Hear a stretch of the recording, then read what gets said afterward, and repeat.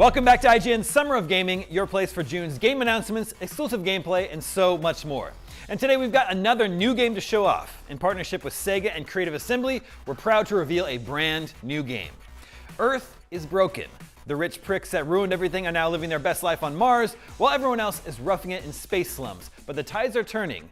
The rich have stolen everything. Don't you think it's time to steal it all back? This is HYENAS.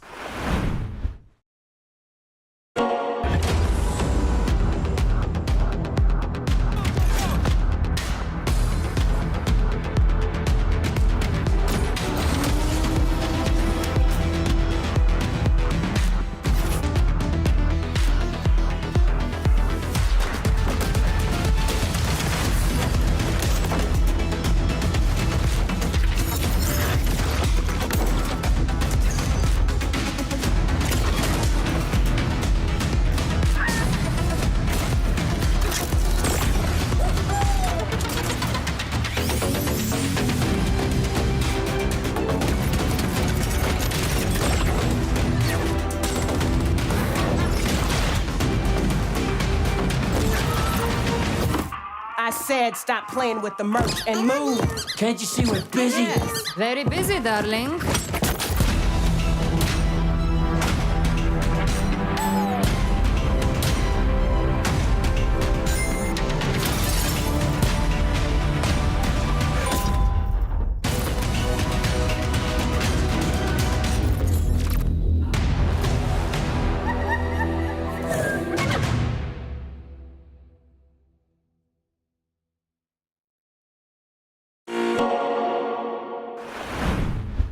HYENAS pits 5 teams of 3 against each other in the environment to engage, evade, exploit, and of course, steal their way to victory. Let's find out everything we can about HYENAS right now. What's up, everybody? I'm Destin, and joining me to talk about HYENAS is Creative Director at Creative Assembly, Charlie Busha. Charlie, how are you doing today? I'm great, thanks, Destin. Very excited to be here talking about HYENAS. Well, why don't you tell everybody what is HYENAS? HYENAS is a multiplayer, multi-team robbery game. It's 5 teams of 3 set on these vast spaceships full of security, switches, and gadgets. And our heroes, our anti-heroes, the HYENAS, they're these misfit pirates plundering their way through this pop culture galaxy, shooting cliffs, jacking ships, and robbing rich pricks. So basically, in our world, in our universe now, the rich have finally made it to Mars. The billionaires finally made it to Mars and made this paradise tax haven, and they left us all behind. But the tech they used destroyed the Earth. So a few million of us managed to get off, and we're living in a floating, orbiting slum known as a taint. The billionaires are doing fine, of course, as they always are. But the one thing they miss on Mars is the pop culture flotsam we left behind when we evacuated. So they send these vast plunder ships back to Earth to pick this stuff up and to bring it back to Mars to sell it to their customers, where it gives them status, nostalgia, and it's what they really miss. But our anti-heroes, the HYENAS, they're not going to take, they've lost their future, and they're not going to take that lying down anymore. So they're going to attack these plunder ships as they come past and rob them of this merch. And these ships aren't defenseless. Like I said, they're full of security, they're full of sensors and switches and interactive systems and gadgets. So you've got this great environment for this competitive game to take place on. Some people might call it PvEVP, but we call it PvEEVP, 3 times the gameplay. Well, that sounds really, really cool, and you've actually used a unique art style to tell this story. How would you describe the look that you've gone for? Why did you go for that look, and what tone are you trying to set with it? Yeah, sure. I think there's 2 parts to this answer. And the first thing is it's very important to us that when you look at the game, when our players see this game, they can tell it's brazen and irreverent and larger than life, but they've also got to tell it doesn't take itself too seriously. So we went for something that was somewhat illustrative as well. So I'd call it really graphic novel cover style, I guess. It's very easy when you're making a sort of apocalyptic near future game to go dark and gloomy, but we didn't want to go that way. It didn't fit the tone. We wanted something brighter and more welcoming. So we avoided that sort of gloomy 80s neon cyberpunk look and instead went for what I call an app punk look. So we have these corporations running Mars, And we've got this concept of big data and gamification, and really consumers as products. That's what we're riffing off here. So we wanted to get this sort of like dystopia, this authoritarian dystopia via a well-being app, if you like. So that's kind of like what's shaped the look of the game. So you've told me a little bit about this world. I'm really curious, is there a single player component or is there lore in the multiplayer where I can learn more about what's happened to this universe? So this is a multiplayer game. It's a fast-paced multiplayer experience. But we've built this really rich, deep lore, fun and funny too, right? And the whole game experience is imbued with this. The environments, the messaging around the environments, the actual game mode itself, how we present all of the gadgets, and of course, what all of the characters, the hyenas, what they talk about themselves, what they talk about the world they're in, and their relationships with each other. But what really drove the development of Hyenas was when we started thinking about this game, battle royales were becoming popular, and we were really interested in how they broke the paradigm of the two-team arena battle, and they create these really asymmetrical, unpredictable experiences. It might be 3 or 4 teams coming together of various sizes in combat. You'll face off with each other with completely different loadouts. I might have a frying pan and you might have an AK. And of course, where you started in the game was luck. So we really like the way these unpredictable, almost chaotic, asymmetrical situations create new gameplay and new tactics, and importantly, new player stories. And so that's what we took from it. We didn't want to make a battle royale, but we wanted to take that idea of creating this sort of unpredictable, chaotic space where players would find this new gameplay, find new tactics, and ultimately find new player stories.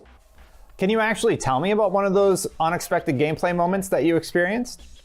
Yeah, I can tell you loads about them. So it could be that your team's been wiped and you are racing to find the respawn point, and you're flying down one of our zero-G corridors, and you've got bullets whizzing behind you, clanging off all the metal, and you're dropping grenades behind you in zero-G, to try and blow them, of course.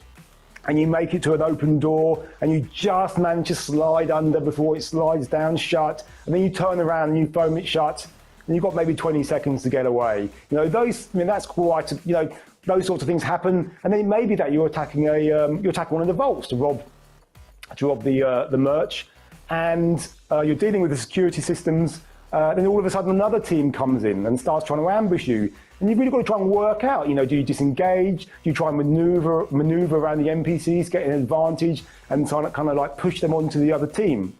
And or it could be that you win that encounter and you finally get to the vault, and you open it and you step in, and what you're stealing, well, maybe it's actually the first album that you ever bought. And I'm really happy, right, that, if I can be a heretical creative director and have a moment of anti-immersion, right, where we really touch you, and for a second you feel the emotion the characters in the game and the Mars Elite do as they feel that connection with that piece of IP.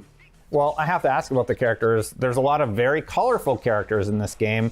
Do they have any unique abilities? How do they each differ? So when we started making the characters from a gameplay perspective, of course you have your hero tropes, gameplay tropes, but for Hyenas, we had this common gameplay thread running through every part of the gameplay, which was engage, evade, exploit.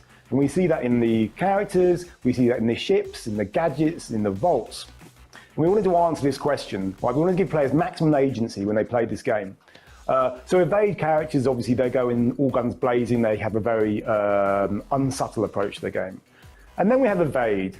Evade in Hyenas is a little bit of stealth, I guess, and a little bit of recon, but really it's a celebration of fast-paced, skillful movement. So be that dodging in between laser tripwires on your way to a vault, or slaloming down a zero-G corridor. And then we have exploit. And exploit is the intelligent way to play Hyenas. It's about using the ship systems, the NPCs, the switches, the gravity systems, and the chaos to your advantage. So we think about those 3 concepts when we're creating all of our characters. So I have to ask, how did you invent these characters' personalities? I think a lot of characters nowadays in games have become fan favorites through their personalities, through various lines or lore, and I'm really curious to hear how you developed these characters' backgrounds. Yeah, that was a really fun challenge. So once we understood their gameplay space, as we talked about before, we then applied two creative pillars. One was anti-heroes. Why are these people criminals? What is it that they're missing? And then the other one was out of place in space, right? So for these characters to be out of place in where they are, we have to really ground them somewhere else. We wanted our hyenas to be extremely relatable and recognizable. So we look for archetypes that we all know, right? That you may follow, or you may be friends with, or you see on TV or whatever. And then once we understood what that archetype was going to be, and our creative and concept teams worked those up, we then worked with consultants who knew that archetype particularly well. Right? It's very important to us that we made fully rounded characters, not stereotypes. So we worked with the consultants to get all the rich detail of who these people were.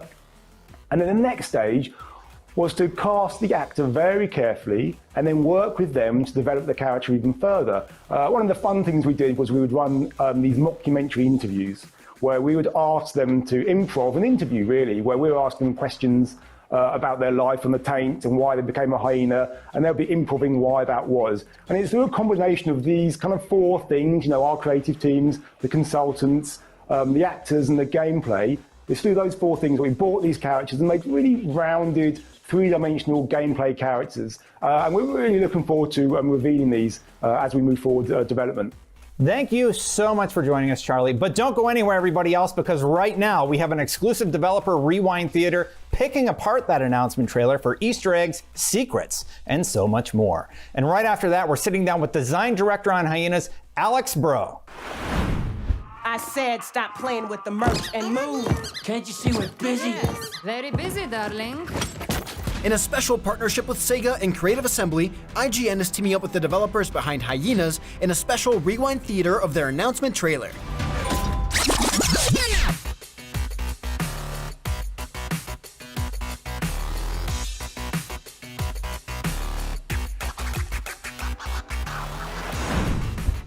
Hi, I'm David Nicholson, executive producer on Hyenas at Creative Assembly. This is the IGN Rewind Theater for the Hyenas official announce trailer. So we start off in this amazing space, looking out on the broken Earth. You can see clearly that this is meant to be a New York ship. And what we love about this is the amount of space. We've got long-range combat, we've got zero-G gameplay, so it's a great space to have fun in our FPS. We're looking here at the character of the bank robber. He's called the Pro. When we're coming up with our characters, we thought it'd be really fun to have a classic bank robber. This guy is that classic New York criminal.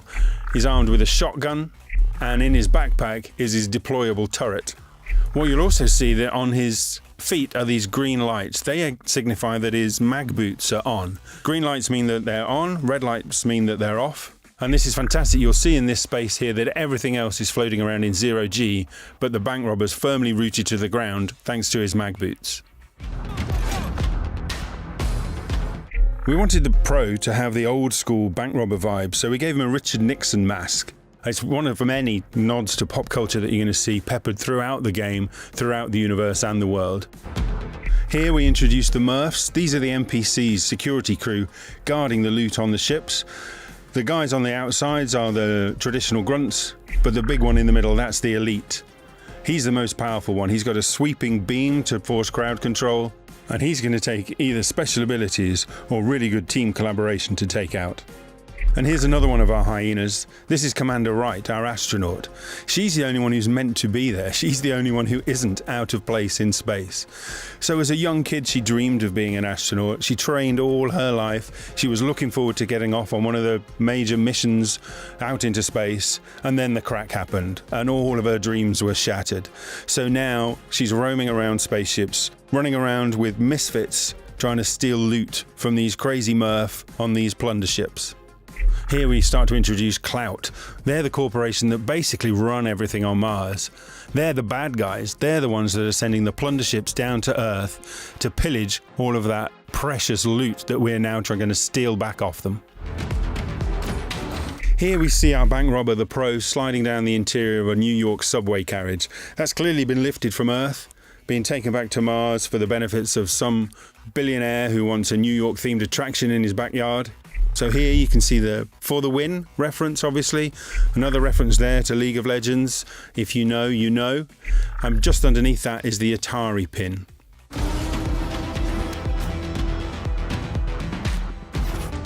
Quite a number of grenades. This one's the sticky grenade. Does exactly what it says on the tin. Down in the corner there you can also see the red barrels. What first-person shooter doesn't have red barrels? And obviously shoot those and they're going to explode. And here we're introducing another one of our playable hyenas. This is Doc Hotfix. He's one of our support characters. He's clearly a gamer, and to deal with the trauma of the crack, he now absolutely believes that he's a character in a video game. One of the things I love about Doc Hotfix here is, as a gamer, he really leans into making comments in his dialogue about our game design, our systems design, some of our gadgets and gameplay. It's really fun for us to lean into this self-referential attitude of one of the characters in the game. So we've got a great scene here where two of the teams are facing off against each other, trying to decide what to do, because any moment now the Murph are going to burst in. Should they start fighting each other? Should they team up and fight the Murph? What's going to happen next? It's one of those classic standoff moments. If you've seen the film Anchorman, you'll recognise that we've got the brick, the mace, and for those eagle-eyed of you, there is another one in there. See if you can spot it. Here we've got another pop culture reference, the classic Sony Sport Walkman. We've got a whole range of real-world objects scattered throughout the universe from a variety of different decades. Hopefully there's something for everybody to recognise and smile about.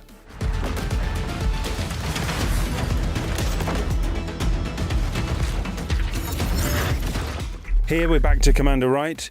You can see her using her own personal special ability, the foam gun. Such a fantastic tool, so many uses.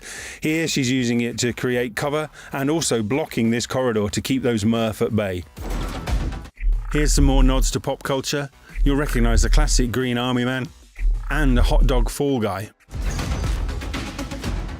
It's exciting for us to have throughout the universe these references to items that today you may discard as fairly worthless.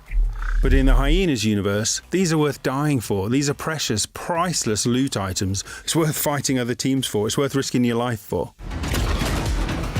Here we see Doc Hotfix again, throwing his flashbang. Does exactly that. It flashes and it bangs. Super useful. Back to Commander Wright and her foam gun, creating traversable pathways here to get from one ledge to another with her team. Also can be used to create platforms on walls to scale up to higher places.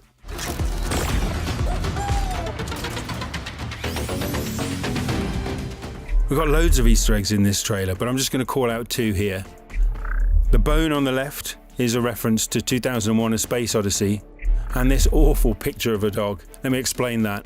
Now, it was on the whiteboard behind our development director during our video calls during lockdown, and it really drove our art director crazy. So we thought it would be fun to put it in the trailer. Yes, that's the Statue of Liberty. Early on in Hyenas, we were thinking, what would be the most brazen thing that these billionaires would want to steal from Earth? The Statue of Liberty, such an iconic piece of culture. They're now getting that and just going to stick it in their back garden. Here we've got the pro bank robber and his special ability, the turret. Fantastic tool to throw out in front of you, clear an area, or even just stop people daring to walk through a door. Here we've got a reference to two street artists, Snub and Sprite. They helped develop the graffiti that you'll see throughout the trailer. And top right, you'll see this cheeky foreshadowing of what's just about to happen to the Murph, with a reference to the Viscera cleanup detail. I said stop playing with the merch and move. Can't you see we're busy? So these plunder ships, they're really just huge floating malls. What you can see here is front of house, where we're selling this New York memorabilia. We've got references to Cat's Deli, we've got pastrami on rye. It's a fantastic place to see these iconic callbacks to New York. What I want to call out in this shot in particular is the gravity switch. Allows you to switch gravity both ways. You can turn it on or off. Really great gameplay opportunities here for surprising a team who are coming in, floating across, and you suddenly switch gravity on, they plummet back down to the floor. We had great fun with this shot, and you can do something very similar in the game. You can fire your grab hook onto somebody else, and they'll just drag you around in 0G.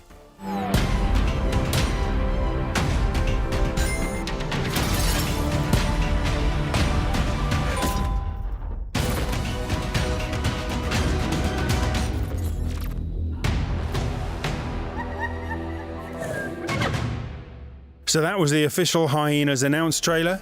Thanks for watching. Join the pack and sign up for the alpha. We'd really love to have you.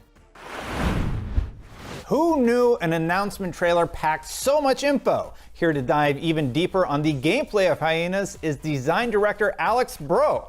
Alex, thank you so much for bringing the trailer today. How are you doing? Good. You?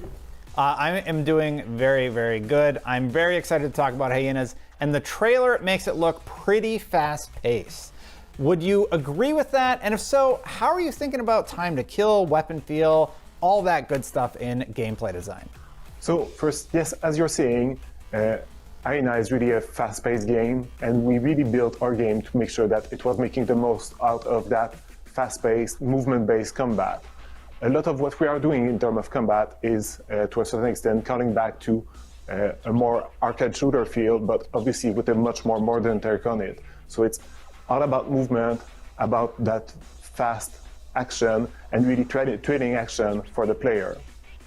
When you're talking about the time to kill and the TTK, we needed to make sure that we had the right one and a relatively long one to make sure that it was giving space for the player to be able to express themselves during the fight. If you take that a bit in perspective, like if we would have had a shorter time to kill, the focus would have been much more about the anticipation leading to that point of contact.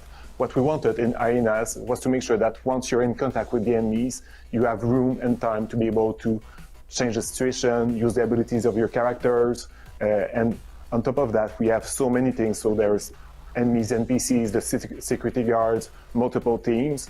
So that gives time for the player to react, change the situation, and adapt, and make the most out of it. For example, making sure that they are using their ability to distract the NPCs, attract them more on the other players to be able to get that moment, locking themselves out of that room to be able to heal back, prepare themselves, and go back in the fight. So that time is to give them the player themselves the time to be able to express themselves and make the most out of the feature.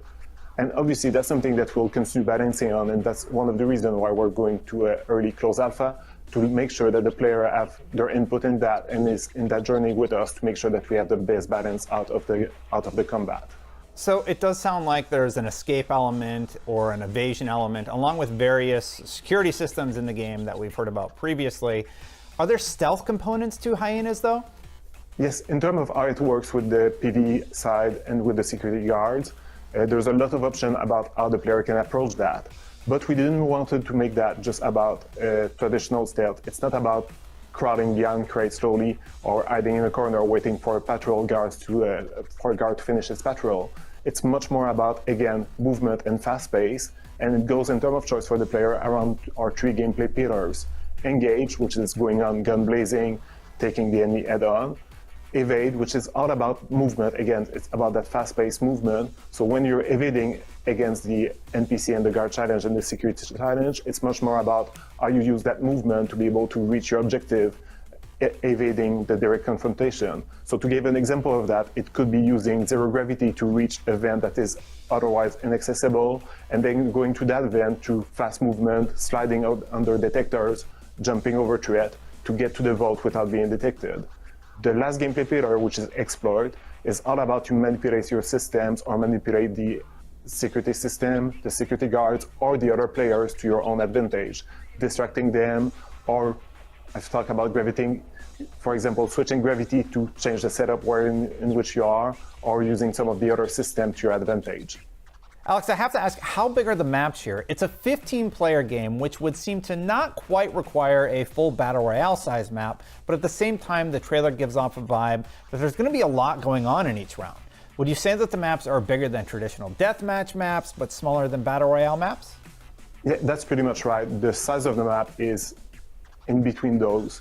we needed to make sure that we have enough space for the main elements that we needed for the game. So there's some space that is needed to have each of the PvE challenge with the security areas around them. We also needed to have enough space to have the 5 teams and some room for them to be able to play so that they're not all pushed together from the beginning of the game.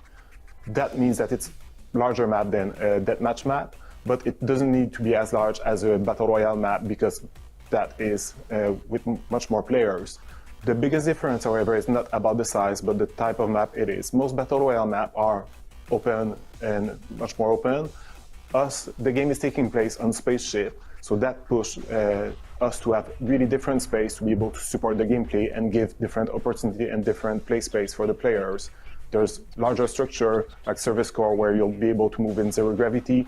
There's some closer area around rooms, corridors where you'll find more of the security guards and the security system protecting the merge and the vault, and some hubs in the middle that you can choose where you want to go out of there. So it creates a lot of variety within each of those spaceships, but from one spaceship to the other, we'll make sure that we have a different feel and different composition in terms of gameplay. You actually brought up Zero G, and I'm really curious, mechanically, how is Zero G going to work in this space? So zero gravity is really one of the elements that we wanted to push to get that right space feel within HYENAS. And more than that, we wanted to make sure that we were approaching it in a way that is true to our game, fast-paced, about movement and trading. And on top of that, we needed to make sure, and sorry for the bad pun, that it was easy to jump in for new players. So the way the zero gravity is working for in HYENAS is that it's a point-to-point system. Basically, you start from one surface and you'll be able to push yourself and jump toward another surface. And while you're making that flight, you have limited air control. So it's really about that still fast movement, it's trading, and it goes back to that idea that being in zero gravity, it's not slowly floating in space, it's falling in every direction, and you're using that to move quickly through the space. Where it gets really interesting, obviously, is when you get in combat in that, you have those kind of dogfighting moments against other player in the zero gravity space. And that's why we have other elements for the player to have finer control, to be able to sometimes change their direction, or using your MacBook to go back to the floor and propulse yourself again. So how have you balanced the Zero G map space to make sure that there are spaces on and above ground for players to explore? And how do you handle combat within that space? So in terms of how we integrated zero gravity within the map, we really made that from the beginning, making sure that it's well integrated. We have overall 2 types of space regarding gravity within our ships. Some of those are always meant to be in zero gravity. There's never artificial gravity in there. They are, for example, the service core, the large structure that is holding the ship together, where you'll find some engineering stuff, or larger cargo space that doesn't need to have gravity in there. And those are really interesting because they are for the player, because they are more open. You can fully use the speed that you can get out of zero G. And then those are really built to have those 360 combat, more akin dogfight in larger open space for the player that you can do against the other player. The other space in the ship have by default usually artificial gravity, but the player has the opportunity to be able to turn it off and use what it happened and use that as a way to change the situation for him in that zero gravity space that they just created. It could be against the NPC and the security guard that are being caught off guard, start floating in the air, that you can take them off while they're vulnerable or push them away. Or it could also be against other players. And that's where we build those spaces are interesting, because there's some of the elements that will only be accessible if you're using zero G to get there. So you can use that to try to take the advantage and the high ground against the other player and then turn off gravity. Or they can, on their side, turn gravity off, be able to suddenly close a gap against other player and use, for example, if they have shorter range weapon, close that gap against you and suddenly turn the table on you. So it's those moments that change the flow of combat and flow of gameplay that are really interesting to it. You also brought up AI and NPCs that you're going to be fighting against. How is that going to work? Is it going to be mandatory to engage with them during each match? Or is it something that can be snuck past or avoided?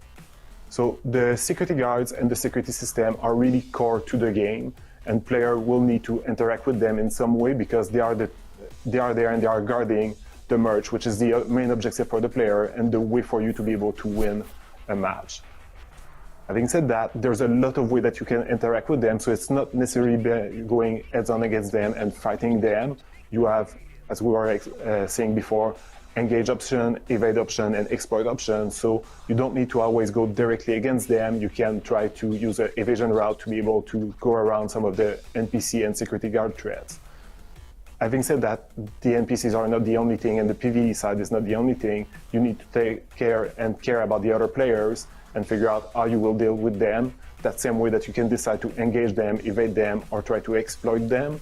And that's where it's really interesting for the player that they need to balance the PvE, the security system, the security guards, and the other teams of hyenas that are there competing for them against the same goal.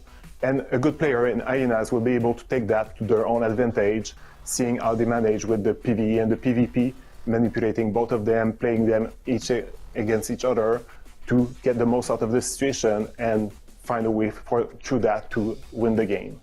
Is there any sort of a gun tier system so I know that I have the best gun possible? Or what kind of weapons are available to players?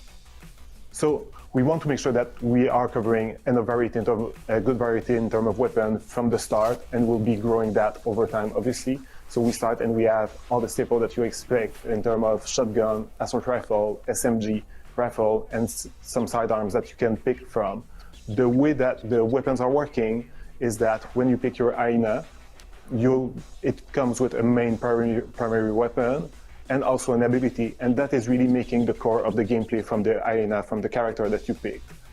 Aside from that, you can then pick a specific sidearm that would complement it. So you're starting from that kit when you start your match, but that doesn't stop there, because through the game you can gain some power and make your equipment better. You can find some weapon buff and some gadget that you can then use to be able to take a more difficult challenge toward the end or compete with the other player that will still be there trying to get the merch out of you. Speaking of interesting weapons, what was the weird white bubbly goop weapon shown in the trailer? And what other weird weapons are there that are going to be introduced in this world? So that one is the foam gun. It's the primary ability from the Commander Wright, one of our characters. So it's a really good example of where we want to take some of those abilities in hyenas.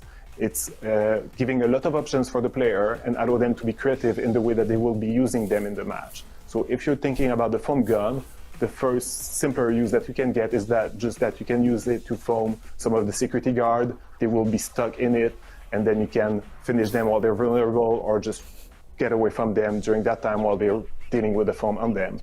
But you can also use that to change the combat, change the situation. You can create cover with it. You could decide when you're engaging against other players that you need some time, retreat behind the door, foam the door, and then they will get more time to be able to, so that gives you time to get other different strategy during that time.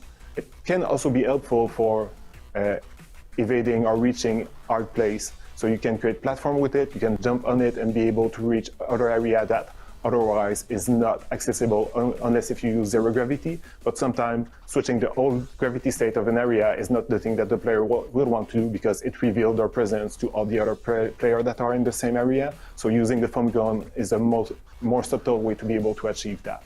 So that's really our philosophy in hyenas for the abilities, and we want to make sure that each of the ability we bring will create those opportunities in terms of creativity and expression for the player. How long are matches in hyenas? Do they feel like they go by really fast? So the maximum duration of a match is 20 minutes, but that's the max. The average is more around 10-12 minutes, and it will obviously depend. If it's a closely contested match, it can run longer than that. If it's really dominated by one of the team, it can end sooner also. But it's not just about the duration. I think it's interesting for us to think about what is the flow and what is the progress from that match. In your early match, it's really about getting preparation, getting the first few items and supply in terms of power progression, leading towards your first objective, trying to get to your first vault. There is sometimes some PvP skirmish, but it's not full on during that time. After that, when we get more in the mid-match, around the 5-minute marks, that's usually the time where a couple of the vaults have been raided, some of the team has merch on them, and then the PvP is really getting more intense because players are getting close from getting the quota to do the getaway. So either players are converging on the last remaining votes that act as a PvP magnet, or you start chasing the other team to try to steal the merch that they got already. And then once one of the team managed to hit the quota, it's when things kick up a notch even more. It's a frantic race for them to get to their getaway, try to secure the loot that they have, and the other teams are trying to stop them while the ship is putting up its last defense in terms of security guards, security system, trying to prevent the hyenas from extracting the loot. Well, hopefully every once in a while I can win a match. This sounds really, really interesting. Thank you so much for joining us, Alex. While we get set up for our next interview, let's throw back to the studio to fill people in on how we can all sign up for the HYENAS Alpha. Get in on the action for yourself and kick the tires on the game through the alpha test. Visit playhyenas.com to learn more and sign up for the alpha. But let's wrap things out with one final interview. Joining me remotely via the power of the internet is executive producer on HYENAS, David Nicholson. Welcome. Hey Dustin, how are you? Good to talk to you. Good to talk to you also. I'm excited to talk about HYENAS, and HYENAS is a far cry from what we've seen out of Creative Assembly thus far. What inspired the team to make a games as a service first-person shooter?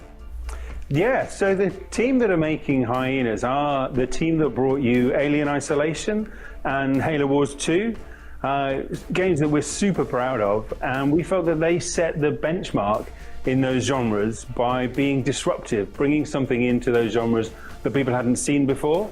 And we want to do the same again with first-person shooters.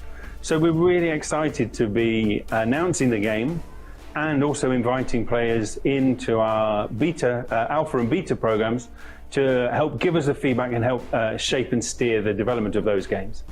So I gotta be honest with you, it's really tough for any multiplayer shooter to stand out nowadays. There's a lot going on with HYENAS, but in short, what do you see as its hook? Oh, you're right. It's such a busy market out there. There's some fantastic games, but I'll try and cover the hook of HYENAS in just 4 points. So it's the setting, it's the rich pricks on their rocket ships up to the tax havens in Mars, and they fuck the Earth while doing that, and it's now time for us to get our payback. It's then the characters, the HYENAS, the specialists, these misfit pirates out of place in space who are plundering these pop culture hordes on the ships. And then it's the game. It's crew versus crew. It's jacking ships, shooting clips, and robbing those rich pricks. And then it's the innovative gameplay.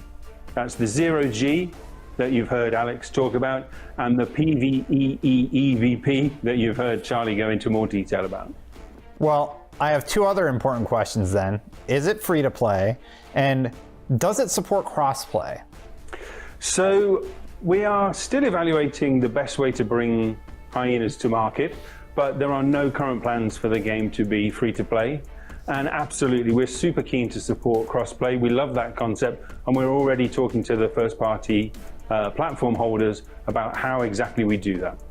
That's great. I know any game that I play, I like to be able to hop to whatever platform I'm in the mood for. So that's really wonderful to hear.